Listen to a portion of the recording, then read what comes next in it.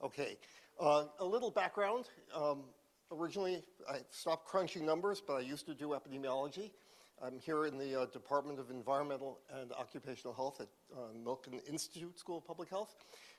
I've had a couple of government appointments. Most recently, I was the Assistant Secretary of Labor for OSHA. I'm the longest serving or longest surviving Assistant Secretary in OSHA's history. I was there for more than 7 years during President Obama's administration. Previously, I was Assistant Secretary of Energy for Environment, Safety, and Health. I usually ask my students, what does the Department of Energy do? And they almost never get it right, which is we make nuclear weapons, and we clean up the mess we made making nuclear weapons. We just call it energy. And I've had the honor to be very much involved in some of the cross-agency public health and scientific efforts. I was the chair of the executive committee of the National Toxicology Program when I was in the government, and subsequently appointed during the first Trump administration to the Board of Scientific Counselors of the National Toxicology Program. So one of the things this shows is George Washington University is filled with people who can play a role in government. We have people who have served in high-level science policy positions in my department alone in both Democratic and Republican administrations. Things are a little bit different now, as many people know, but there's a real commitment to playing a very positive role, assisting government agencies address scientific issues. It's a really terrific place to work as a result. So I've actually been here, except for my leaving time of the government, for 25 years. Nope. Let's see. Nope. There. Okay. And I've written a couple of books. So I really do two types of things. I'm very much committed to worker safety, and I ran OSHA. I'm interested in making sure workers are safe at work. But I'm very interested in this question of sort of scientific integrity, and how do you make sure that the science that we use to underpin our public health and regulatory system is strong, and we make the decisions based on good science. So I wrote one book after I left the Energy Department called Doubt is Their Product, and the second one after I left OSHA called The Triumph of Doubt. And both of those, I'm told, will be available through the raffle later on. Two lucky people will take home this book. Otherwise, if anyone wants to read a copy, I'm happy to send you a PDF, because I'm just interested in people reading it, not necessarily buying the book. But nope, let's see, this is going backwards. Okay, so, let's go back. So one of the things I write about a lot is conflict of interest. I think it's really important that people always disclose who pays their salary. And so much of my salary beyond that comes from George Washington. There's a foundation, the McAlatin Foundation. It's very interested in stopping people being killed at work, and they support a lot of my activities. And I've been involved in some legal cases. I try to get involved in cases that have an impact. So I worked for the state of Mississippi in a case involving Johnson & Johnson, and the other ones here I list. So if anyone wants more information on that, I can provide it. So what I write about a lot and want to talk about, I'm not going to talk about worker safety today. I'll really talk about this other question is what sort of disinformation, which now has become a very common topic. When I started writing about it, we didn't think about so much. And really what I'm interested in is disinformation about harms, because people who are interested in letting those harms continue often create disinformation and disseminate it. So what I write about and what I think everybody has seen is it's now pretty much standard operating procedure for corporations, and now I would say the US government, to create and disseminate scientific information by manufacturing uncertainty about these harms. And sometimes I like to call it doubt science. It's sort of a little snappier name than sort of manufacturing uncertainty. Of course, you could trace it back to tobacco. It actually predates tobacco. The lead industry was doing this before tobacco. But the tobacco industry really sort of invented this idea of manufacturing uncertainty. And we say they invented it not because they were the first, but because they did it for so well, for so long, and killed so many people as a result of that. I mean, literally millions of people died because they were able to convince the public, regulators, jurors, et cetera, that the science wasn't clear, even though by 1950, there were a number of studies that showed that lung cancer and cigarette smoking were clearly linked. So even before those studies, the tobacco industry wanted to tell people, look, smoking is really good for you. So look, doctors smoke Camels, right? I mean, that's, and the scientific evidence of the effects of smoking, it's mild, it's good for you. And so that was even before those studies. But then with those studies in 1950, and they only occurred in 1950 for two reasons. One is you couldn't do much epidemiology before that because of World War II, but people didn't really start smoking in the United States till the 1920s because addiction started during World War I, where the tobacco industry provide cigarettes to be given free to soldiers who were fighting World War I. They came back, they were addicted. So in the 1920s, they started to smoke heavily. By the 1940s, we started seeing lung cancer, which was a rare disease before that. And so by 1950, we had really very powerful evidence. At that point, the tobacco industry realized they had a problem. And they went to the public relations industry. John Hill of Hill and Knowlton said, you have to convince the public that there's too much uncertainty. We will do the research, we'll look at the research, but you keep smoking, essentially. And we know that because eventually, because of these court cases, a huge number of documents became public. They're now all digitized and available at the University of California, San Francisco Legacy Library. You can download these. So the famous one, which I took the title of my book from a Brown and Williamson executive, "Doubt is our product." They literally said that. Since the best means of competing with the body of fact that exists in the minds of the general public, they stole the L, I guess, is also the means of establishing controversy. And controversy, that literally was in there saying, this is what we need to do. And they spent, millions of dollars, because they made billions of dollars, promoting controversy. This was my favorite. This was a newsletter that was sent out to scientists and physicians around the country every 2 months. Anything that focused on the relationship of lung cancer to something else, of course, lung cancer rare in bald men was one I particularly was interested in. Turns out there isn't much of a relationship, unfortunately.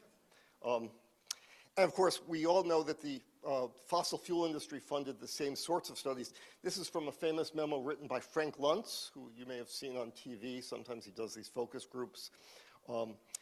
It's not, his motto is not what you say, but it's how they hear it.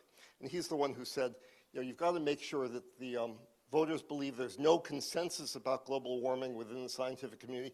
If they thought that the scientists all agreed, they actually might care more about stopping global warming, is what they used to call it, the climate change. Therefore, at the bottom of this, you need to continue to make the lack of scientific certainty the primary issue in the scientific debate. And they did that for many years.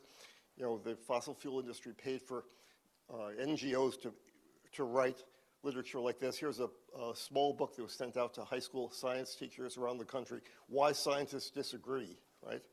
That's not the point. But, and now there's been tremendous amount of research that internally the fossil fuel companies actually, their own people understood exactly what was going on when you burn fossil fuel and you put it up in the atmosphere, you get essentially impacts that affect global warming tremendously. So we know all that.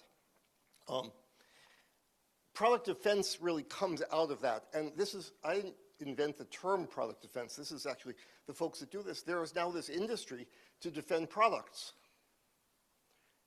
It's based on this idea, in the legal system, we defend people, but products get defended by scientists, and the same scientists who work for tobacco have gone on to work for many other industries. And I really think of this as public relations. I know some of you are in public relations, but it's public relations disguised as science.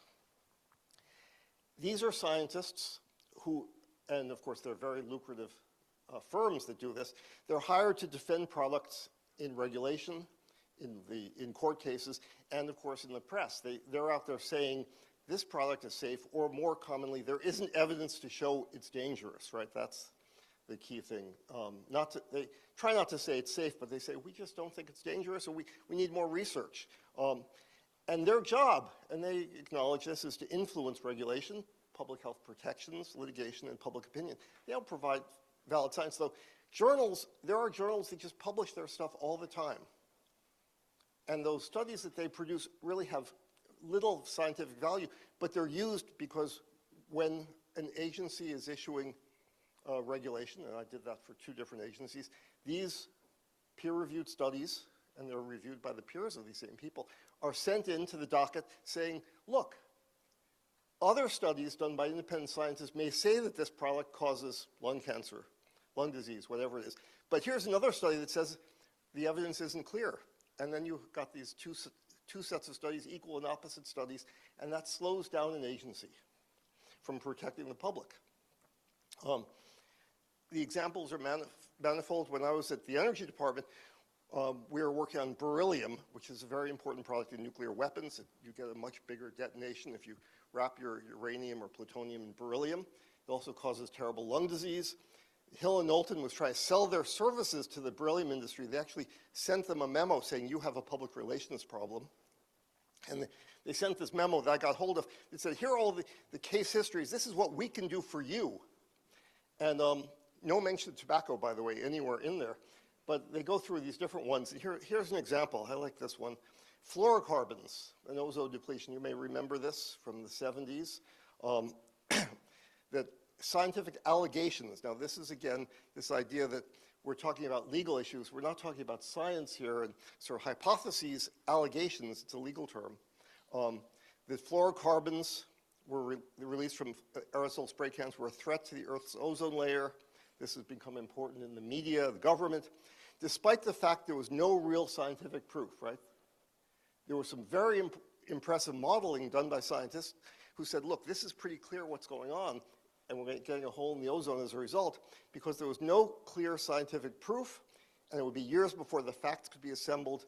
The media fastened on the threat of increased skin cancer and the doomsday aspect of the story. So public concern and fear about the future caused fluorocarbon users to look for alternatives, right?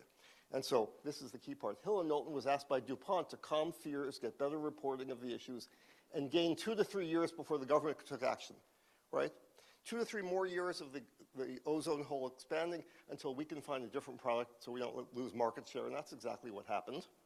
Of course, the science was quite good. In fact, a couple of years later, those 3 scientists got the Nobel Prize. But Hill and Knowlton was proud they were able to delay that for a few years. Another example, this was on the web until I wrote about it in Scientific American. The FDA, the Food and Drug Administration, cancels drugs for 2 reasons. Either the drug simply does not work, or the safety issues so outweigh the efficacy, the benefit, that it has to be pulled from the market. Because every drug has adverse effects because they're powerful biological agents, right? But they're prescribed, they're put out because they actually have a positive effect as well. So in this case, the FDA proposed canceling new drugs, so the Weinberg group was retained to define strategy, identify experts to be used in support of the drug, assist in preparation of the experts for tests. In other words, we're going to write their testimony, and we're going to analyze the testimony of experts the FDA is using in preparation for cross-examination. Can I move this? This talking. Well, anyway, the bottom line here is it says we got several extra years of selling this drug before the FDA actually was able to pull it from the market. And they're proud of that, right? I mean, that's what their job was. And so this is what they do. And this is how they market themselves. Look what happened to asbestos. Look what happened to tobacco, drug company, you're next. Scare science, presumptive innocence. So that's a really important concept. Product defense, but also our regulatory system works on this idea that's taken from the justice system. And we all were raised on this concept of people are innocent until proven guilty, right? That's how we, So really sort of very quietly, the purveyors of doubt science say chemicals, products should get the same presumptive innocence. In other words, until we can show without a shadow of a doubt, until we get the 12 jurors to say, absolutely, this is a dangerous product, we should be allowed to expose people and make them sick. So that's the basic concept. I rarely find examples done by these scientists or these companies that actually find a hazard, that actually say this is a real risk and we need to do something. I actually saw one when I was at OSHA because I was dealing with this solvent issue where OSHA issued a very strong standard for methylene chloride, which is a paint remover. It's a solvent used widely it kills a bunch of people every year, even with the standard, because it's used for paint stripping, and if you use it in a small area like a bathroom to take to redo your bathtub, even wearing a respirator isn't enough, and it can actually kill you. And so OSHA issued a very strong standard. And so industry then moved to an alternative, N-propyl bromide, which OSHA didn't have a standard for. It was what we call unfortunate substitution. And the New York Times did the big expose that people moved to this, companies moved to this new solvent, workers started getting neurological disease. It was absolutely, we helped them with this study, this article, because it's really true. And then I saw this report by Exponent, which is one of the companies that did a lot of work for tobacco, and now they're working for a lot of companies. They did this, this report on N-propyl bromide, and you don't have to read the whole thing, but essentially says it's a solvent, it's an unregulated replacement for methylene chloride, and so we looked at it, and our conclusion is that it actually causes the lifetime risk of cancer for people exposed is higher than what EPA regulates, and therefore EPA actually should regulate this chemical. I said, wow, this is really interesting. And then I saw who they did the study for, and it was for the competitors, people making a different product, to say you should EPA really needs to step in and get rid of this product so people can buy our product. So that's the landscape. I give you how that works over time. For PFAS, this is now, everybody recognizes how PFAS compounds, there are so many of them, these perfluorinated compounds, cause all sorts of hazards, and they're called forever chemicals because you essentially can't get rid of them. The bond is so strong. And they are in, though increasingly fewer of them, in this huge range of products. We think of them as Teflon being a big example, but they're in dental floss and candy wrappers and food wrapping and stuff like that. And we're all exposed, and every one of us has significant amounts of PFAS in our body. So the timeline is sort of fascinating. I've written a lot about this. There were some lawsuits, and really, now it's almost 25 years, you start seeing these cases of animals getting sick first at this area around the Petersburg, West Virginia DuPont plant where they made the materials that go into Teflon. And it's all covered in the movie Dark Waters with Mark Ruffalo as the sort of brave attorney. It's worth watching the movie. So West Virginia says, well, we have a problem here. What should we do? So very helpfully, DuPont says, contact this firm, Terra, Toxicology Excellence for Risk Assessment, run by a guy named Michael Dorson. And they'll tell you what's a safe level in the water. And so they do this calculation, and they come up with this number that says, well, 150 parts per billion is what's a safe level. DuPont at that time had a recommendation internally of 1 part per billion, but they didn't tell anyone. But Terra came up with this number, 150 parts per billion, and still controversial. Animals are getting sick. There's a lot of controversy. So then DuPont hires another firm called ChemRisk, run by a guy named Dennis Pausenbach, say, okay, if you drink water with PFAS, what's a dangerous level? And he writes this paper based on Dorson's estimate, and it's a convoluted conclusion, but essentially says you'd have to get 10,000 times more exposure than what's in the water to make people sick. I mean, literally, that's what the study said. It was published in one of these journals. And then, essentially, you have something that will never happen again, which is DuPont and the attorney, this guy, Rob Billett, said, well, let's figure out what's going on. There aren't really human studies yet. And DuPont agreed with Billett to say, let's together pick 3 scientists, independent scientists that we'll both agree on. DuPont will pay for the studies, and we'll see what comes out. And they did the biggest environmental studies that will probably ever be done on water contamination. 60,000 people provide biological samples. They did air measurements. They did water samples. They followed people up. Incredible studies. Cost DuPont millions of dollars. And they found probable links. I mean, that's all epidemiology can do in this case. Ulcerative colitis, thyroid disease, testicular and kidney cancer in the workers, pregnancy-induced hypertension, high cholesterol. Anyway, those were the results. And the deal was that DuPont would actually compensate people who had these conditions. And so that was one piece of it. You had all these studies that are huge and big. But that wasn't the end of the controversy, because all of a sudden people were realizing that PFAS contaminated water all around the country. 3M was the biggest manufacturer of the perfluorinated compounds that then DuPont bought. And so there were a bunch of lawsuits against 3M, particularly in Minnesota. And so 3M then hired Exponent, you heard about them before, to look at the literature, and they did what I call a strategic literature review. And of course, you can come up with any sort of result if you do your literature review and say, well, this study's good, this study's bad, we weigh this one. I mean, it's not hard to do. And of course, they come up with the conclusion, the epidemiological evidence does not support any causal association between these two PFAS chemicals and cancer. And of course, it gets published. It's 81 pages, this are. If anyone's seen a medical journal with an 81-page article, it's very impressive in court. The New England Journal said, if you get 10 pages, that's more than anyone else has ever gotten. But there are a lot of these that get these very long articles because they look impressive. But more evidence is accumulating. The National Toxicology Program we talked about before.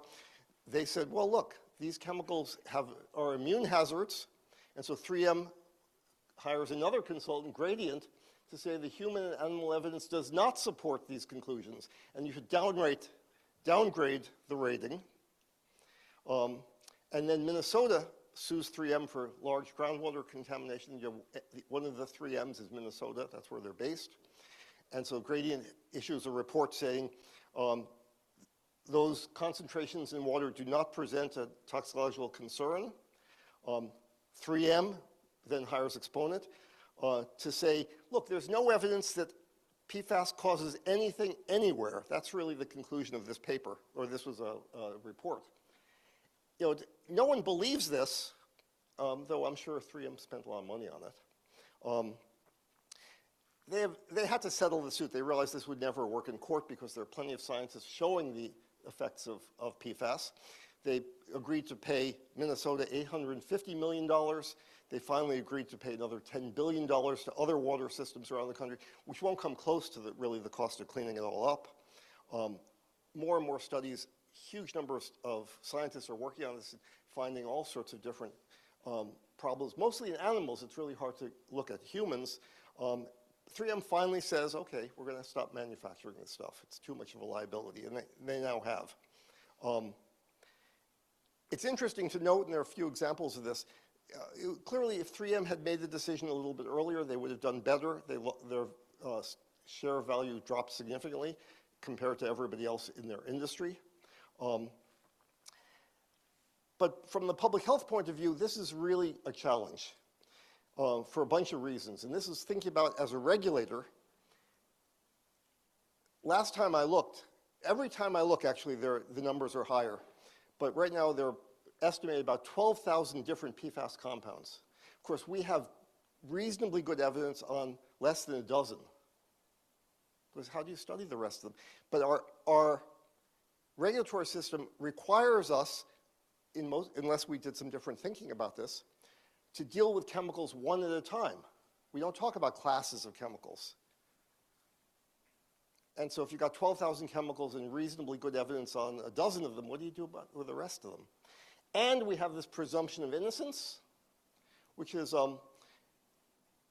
every one of our regulatory agencies, like OSHA, which I ran, or EPA, says you have to show the evidence that each chemical is actually causing this health effect. And using all these sort of alternative strategic literature reviews and studies that really, in many cases, are garbage. In this, the regulators have to deal with conflicting studies and very strong lawyering, and it really stops agencies from doing what they need to do. And then you have the current problem of the Trump administration that really wants to roll back regulation rather than just stop it, but actually move the opposite direction. So that's where we are with PFAS. We were moving forward for a while. In 2024, toward the end of the Biden administration, EPA finally issued, this is the water contamination levels, maximum contaminant levels for PFAS for 4 parts per trillion. Remember, we were talking about parts per billion before, but they've decided, EPA decided that a safe level for these 2 PFAS chemicals that we know enough about, that 4 parts per trillion is the maximum that should be in water, and then there were other Gen X chemicals, which is a shorter chain PFAS compound. We have some evidence on a few of them, and so 10 parts per trillion, not a lot more, would be allowed. They also issued draft risk assessment. So it's a long process. You start with a risk assessment before you can issue a maximum contaminant level. Sewage sludge is filled with PFAS because sewage includes industrial runoff, but also feces and urine from people, and we are all consumers of PFAS.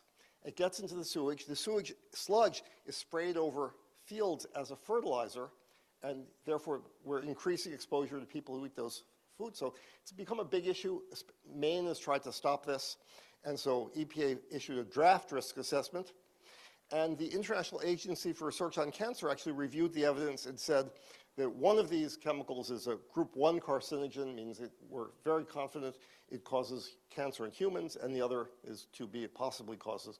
So that's where we were before President Trump took office.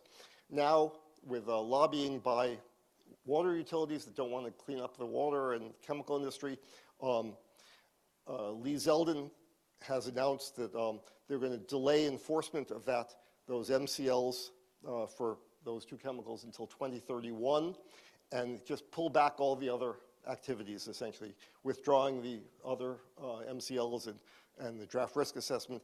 And also, just to make sure we don't really learn too much about this, terminate research funding for PFAS.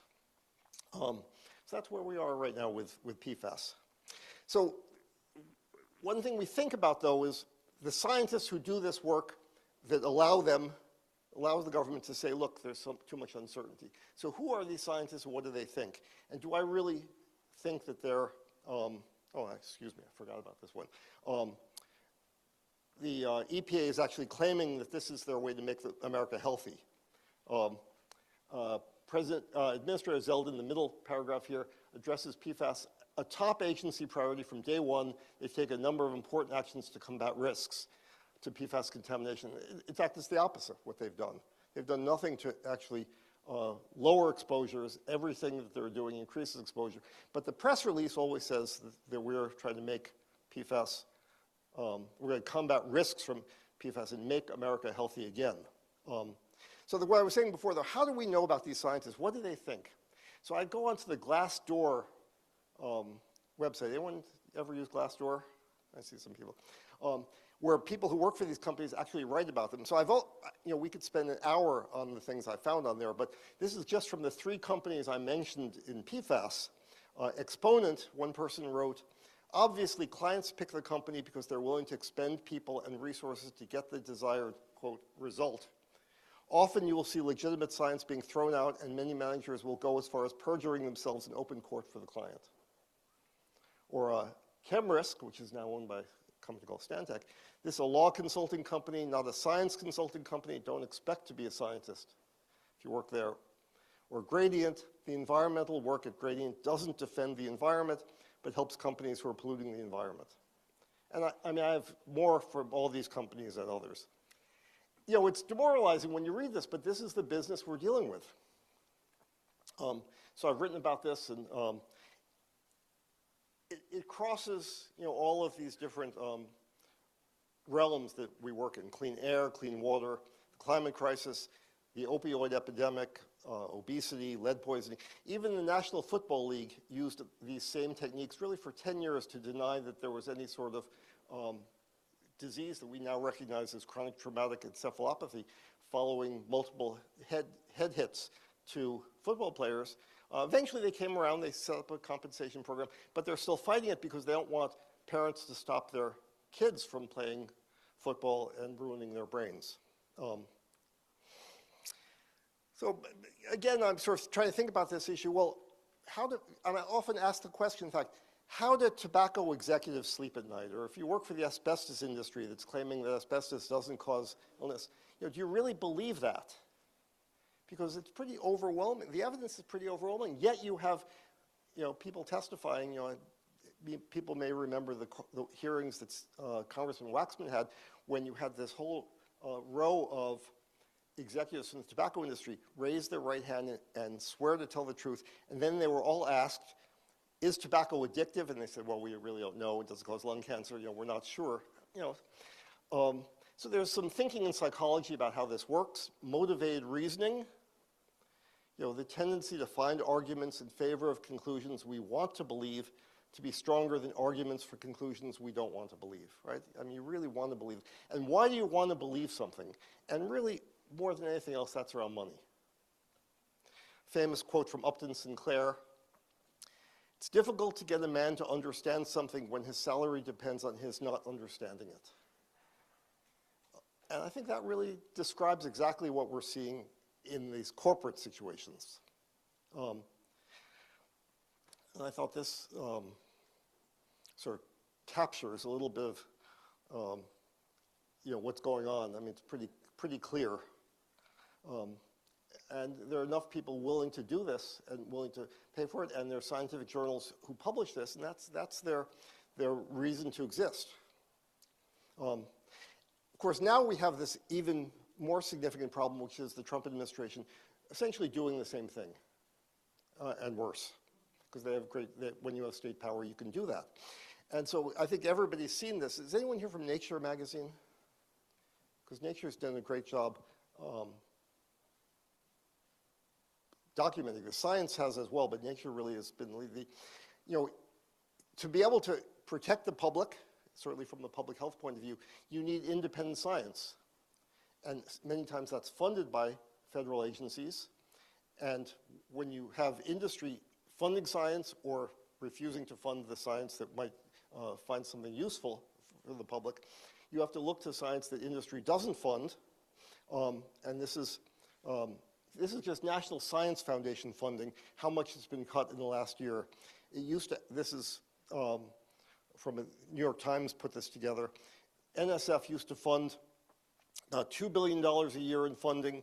It's now below $1 billion a year, and you can see the different areas that has been cut. And this is just NSF funding. NIH funding has dropped dramatically as well, and certainly in some areas that are particularly important to public health, the cutbacks have been enormous. Cutbacks in NASA external funding, cutbacks in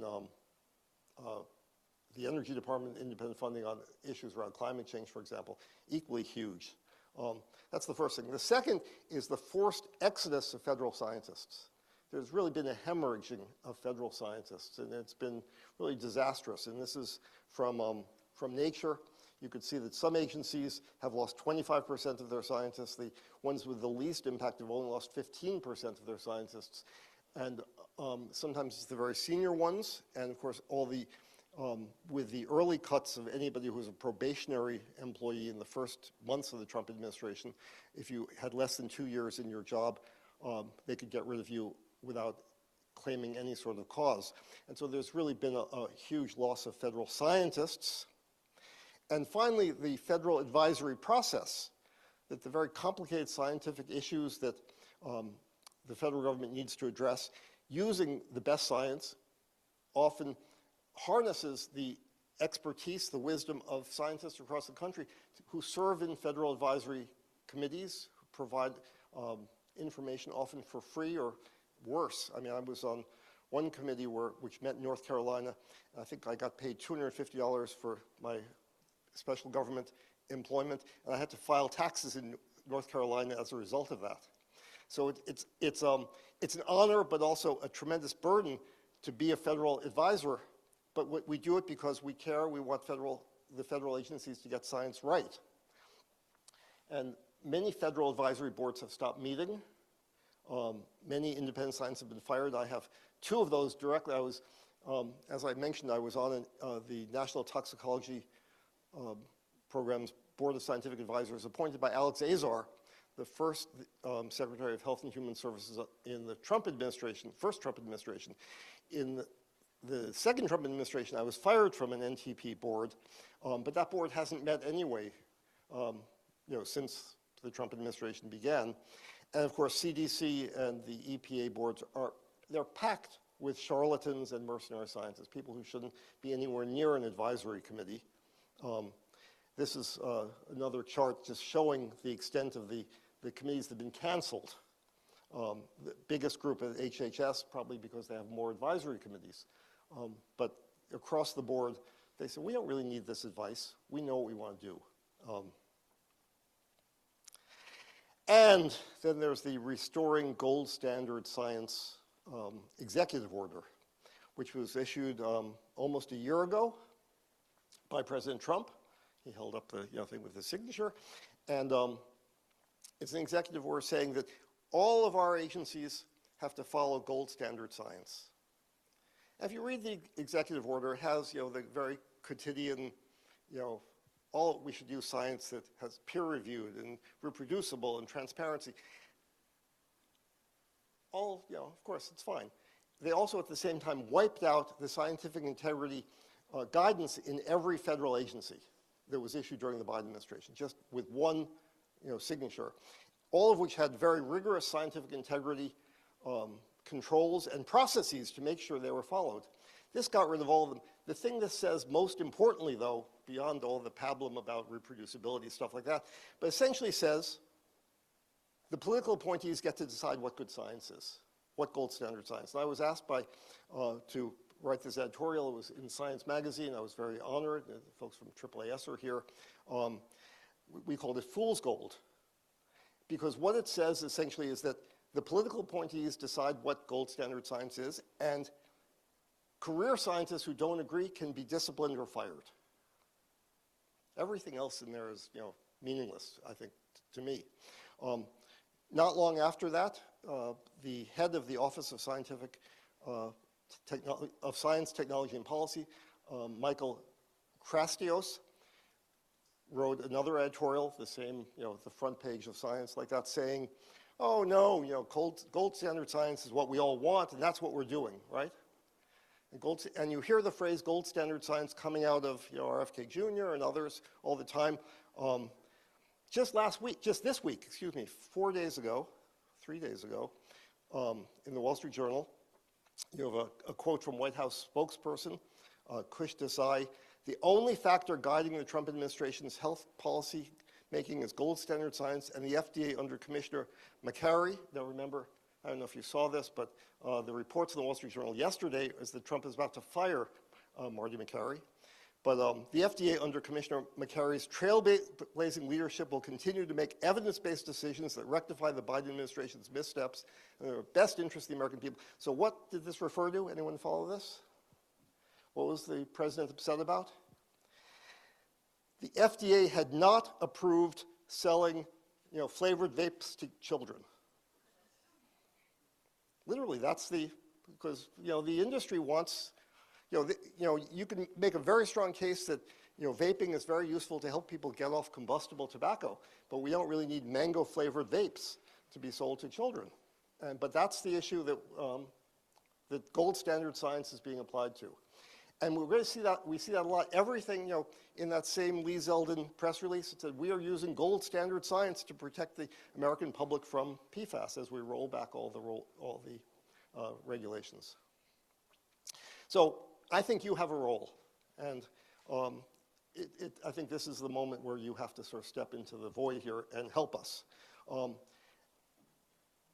I have a couple of suggestions. I'm sure you have other ones. You maybe think about this more than I do. But there are not two sides to every story. And certainly we saw that for a long time around climate change. I think we've gotten over that. But both-siderism doesn't apply in this case. There is no, it's important to say when there is no evidence that something is safe. And I think it's important to identify the playbook. I think people understand it when you say this is what tobacco did. I mean, it's not just tobacco, but by calling something the tobacco playbook or saying this resembles what tobacco did, I think it has a useful impact because everyone sort of gets it now. Don't buy into the presumption of innocence. The idea that saying there's no evidence that this is, there's not dispositive evidence that this is dangerous is not the statement to make. You say there's no evidence that it's safe. People are being exposed and we don't know that it's safe is equally true, but a more important statement than saying we're not absolutely sure it's causing damage. But the question is, do we need to wait until we're absolutely sure that it's killing people before we stop the exposure? A couple more. I think it's really important to say who the people are who are going on to these advisory committees and others who are essentially giving so-called advice about what to do with public health issues. And they're charlatans. And fortunately, at least in a few of these cases around, for example, the failed attempt to have Casey Means, or one of the Means,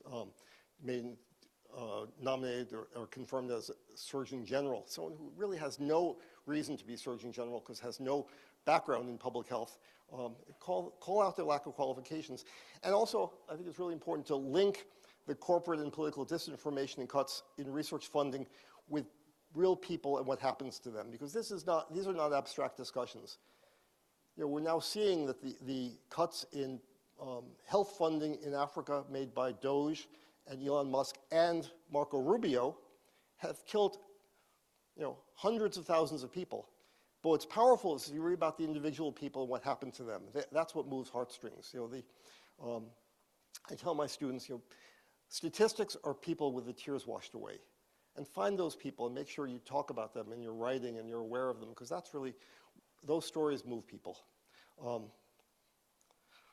And finally, I think you really have to be bold. I mean, I would like someone to ask Michael Kratsios, who is a respected scientist, the head of OSTP, is this the gold standard science he was defending? Next time he gives a press conference.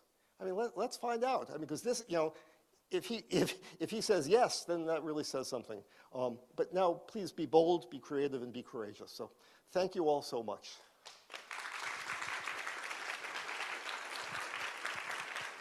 So I think we have a few minutes, and there's a microphone, and I'm happy to avoid your questions. No? Yeah. So, and tell me who you are. Josh Shamit, used to be with NSF. Now I just do my own thing. What can we give audiences that's tangible and not related to any of what you just talked about? Because most audiences that we're trying to reach, this isn't going to reach them. Pissing them off more is going to make it worse. And there's a difference in risk value in different communities. So most of this country, the vast majority, no college degree.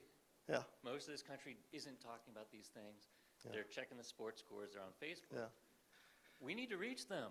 We need those allies. So how do we get facts to them instead of subtleties or... I believe in it. I don't think I was being very subtle. I don't know. No, but I think the challenge is it's pushing people away. Yeah. And we have to do something different. I don't have the answers to that, but are there things we can do that would bring people in? I actually think this is the group to ask more than me. I mean, I'm a scientist and a regulator, but I'm not a communications person. But I know that when I testify in front of Congress, for example, I always tell stories of individuals who are hurt by this. And when I've testified about OSHA numerous times, and usually you have members of Congress say, oh, OSHA's too, it's burdensome, what are they doing to employ? And I begin with the story of this is why this person was killed. And that really does change the discussion. So I think somehow to integrate that, but you've asked a really important question that I think is worth a longer discussion that I'm not the expert on. Oh boy, so many. I was at AAAS for 30 years, and now I'm doing my own thing. And I think one of the things that we kind of have done a disservice with good intentions, was telling people, don't listen to scientists, follow the evidence. I know when I was at AAAS, that was big. Don't believe the scientists. You look at the evidence yourself. And we're telling that to an audience that doesn't know what evidence is and doesn't know. And we're a little disingenuous because we trust the scientists. Yeah. How many people have personally looked at the evidence behind, the core samples in glaciers and checked, no, you believe the scientists. And we told them not to do that. And so how do we let people be skeptical and yet say, yeah, but not so that don't have such an open mind your brain falls out. I know, and really, we're suffering from sort of the demise of respect for expertise. Mm-hmm. Yeah, that's me. Oh. What? Yeah, timing was perfect. It is a huge problem, this idea of follow the evidence and follow the science. That was a bad message, and especially because people are given through social media and other networks conflicting information all the time. And so I don't know how to build up the authoritativeness of the scientific infrastructure and organizations. I know it's hard. I know people are worried the National Academy of Sciences is sort of falling behind, and they're almost paralyzed anyway. But how do you find that again? I have the same answer to the first fellow who raised the question. This is the question we should all be discussing, and maybe this is the place to actually try randomized trials. Get some foundation to say, let's try a couple of different these, to really go into a community and really try to raise issues in different ways and compare them and figure out what actually has an impact on people who this is of tertiary interest at best. But we want them to be cognizant that their exposures, their health is really being affected or could be affected by this. And again, I wish I could give you a better answer to that. But this, I mean, this is. I'd love to hear from you what we think we should do. Hi, thank you for the talk and the call to action. My name's Carmen Drall. I'm an independent journalist, and my question and comment. Question being, we've talked about how disinformation interferes with people's understanding of facts about what is toxic or what is true. Yeah. But how do we square, there's the policy aspect, but then there's the public opinion aspect. How do we square telling people more facts is going to change minds with the extensive social science, including the deficit model, that tells us that that's not how people actually come to decisions. There are people that identify with Donald Trump, RFK Jr., Joe Rogan, all of these people that are peddling misinformation and disinformation. And so I guess the next piece, the comment piece, is I think this room needs to be thinking about story forms and types of journalism that are trying to find common ground with people. I know the APS actually has something called the Science Trust Project, which focuses on active listening and really getting at what an individual person, this is small scale, what are their concerns? What is causing them to ally with these people? You're raising this question reminded me of something that I saw a lot when I was in OSHA. In some unionized high-hazard plants, some of the shop stewards were the most zealous safety advocates, were very strong Trump supporters. And it was partly their individuality and anti-authoritarianism that led them to that. And I think maybe we should also sort of try to turn the tables and use this to say, look, these agencies are lying to you because they don't trust agencies, they don't trust corporations, and to also play that up as well. And it's hard, I know, because like around vaccines, it is, Merck and Moderna are not lying to people about the efficacy of vaccines, but they're being convinced of that. But I think there is an ability to say, look, the reason RFK Jr. is saying these things is because he's making a fortune on it. Because he is, or he will. And so to turn that around as well, to say, how do you reach people who are much more sympathetic to sort of the Joe Rogan way of thinking? But again, I think we should have a day on this. Thank you. I wish I could answer these questions better. I mean, these are the hard questions, right? Hi, Bethany Brookshire, freelance journalist. So as you noted, scientists have had their funding severely cut, particularly in NSF funding, but also a lot of NIH funding. And many of the scientists that are my sources will go anywhere to save their jobs and the labs and many jobs that they control. And so I was wondering, how do we deal with our own sources as they become formerly independent scientists and lose their financial independence and potentially their psychological independence, as you so reasonably quoted with Upton Sinclair? And the fear is enormous. And people are, I mean, my impression of what's going on in federal agencies that I've worked with is this combination of fear and paralysis. And in many cases, at least scientists have been brought back. You know, there are a huge number of agencies where large numbers of scientists were essentially, in attempting to fire them, were put on administrative leave and that they weren't successful. So after 6 months or more, they're back, but you know, the agency is in turmoil. And so what do you know, I mean, you have to, I think they have to trust you to talk to them, but you know, they're having difficulties themselves. I mean, the agencies are really not working right now. And they are reasonably accurately scared if they could be fired if it's ever determined that they've talked to anyone outside the agency. I know these are, this is the current state of affairs. I wish I, you know, again, an unsuccessful answer to a very tough question. I mean, I'm sort of describing what's going on. I wish we could, you know, figure out exactly what do we do, right? And that's the. Hi, I'm a recent graduate from a science writing program.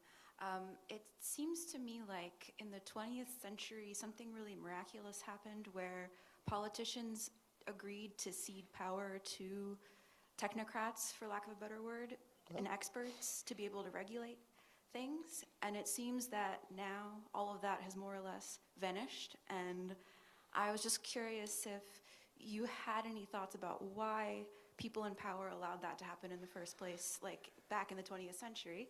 And do you think it will ever go back to the way it was? Well, these are tough questions.